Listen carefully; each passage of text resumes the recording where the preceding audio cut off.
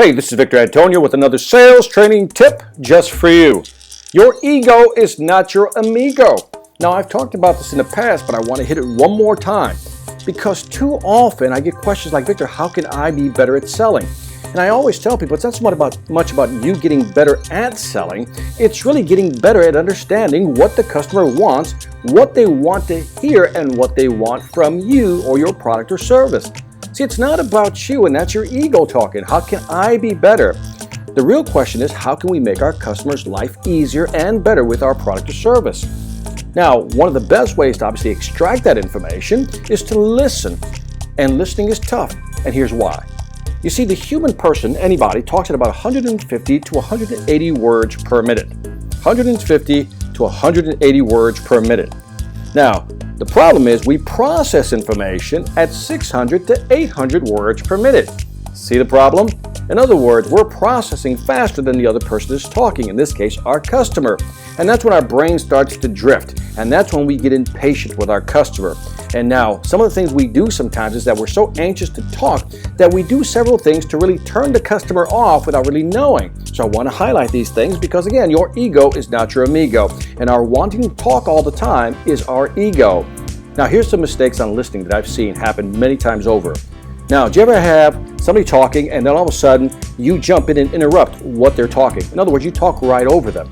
Well, imagine doing that to a customer. They're not going to like that very much. Or how about this one? Have you ever finished a customer statement before they even finish stating it? You think you're being clever, but guess what they're thinking? This guy won't even let me finish. This guy won't even let me finish. Or how about this one? Somebody's talking and as soon as they tell you something, you go, yeah, I already knew that.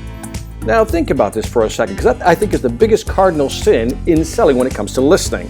When you say to somebody, in this case a customer, I already knew that, the customer's going to get a little offended. Well, I was just trying to share information, the client's thinking. But let's say you say that again. Yeah, I already knew that also.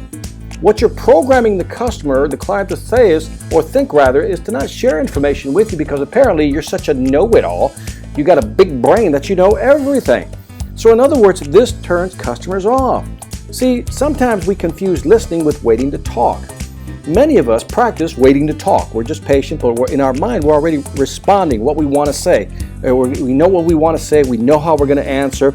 And I've seen people, listening to customers and they start nodding their head impatiently. Well, guess what? That's also sending a signal to the customer that you're not really listening. You're telling him to hurry up.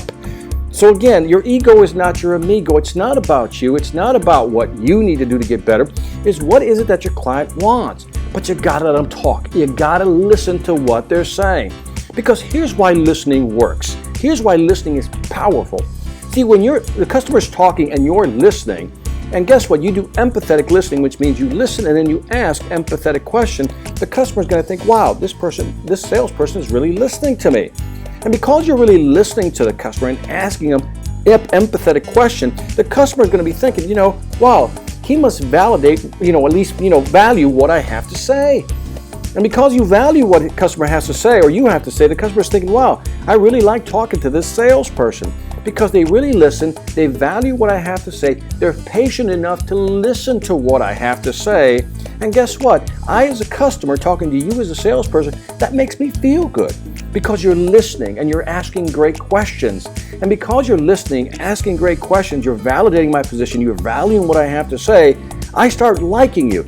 And that rule of association, I start really enjoying our conversations because you're really listening to me. Now see, that's what customers want today. See, the key to listening is that if you can figure out how to just patiently tell yourself, just listen. Don't talk, just listen. Follow the 80-20 rule. 80% of the time, just listen. And as you're listening, what you're going to do is extract more information from your customer. See, the more information you can extract from your customer in terms of what they want, you can then use that information, turn it around, and now embed that information or that thought process into what you want to present. So if the customer is bringing up certain issues in your presentation, instead of doing the standard presentation, really go off script and talk about those particular issues. That transmits to the customer that you're really listening. This is what customers want. So stop focusing on what you need to say, what you need to do, and what about the customer? What do they need to hear? What do they want to see from you? What do they want you to show them, and how do they want you to show it to them? So again, it's not about you, it's about them. Your ego is not your amigo. This is Victor Antonio with another sales training tip reminding you, selling ain't hard when you know how. Take care. Every manager can feel it. The difference between a motivated, value-driven sales team and one that's stuck in a rut. CEOs know the difference too. They can see it clearly in the profit and loss columns. The question is, how do you get your team to this elite level? Is there something extra you can do to break through the remaining resistance and equip them with the right mindset to grow your business? Yes, there is. But you're not going to do it with one of those cheesy inspirational speakers or some self-proclaimed guru. What you need is someone with a real business track record to deliver key insights in a captivating way, to give your team the right tools for selling in today's tough marketplace. Enter Victor Antonio, experienced executive, innovative thinker, compelling speaker.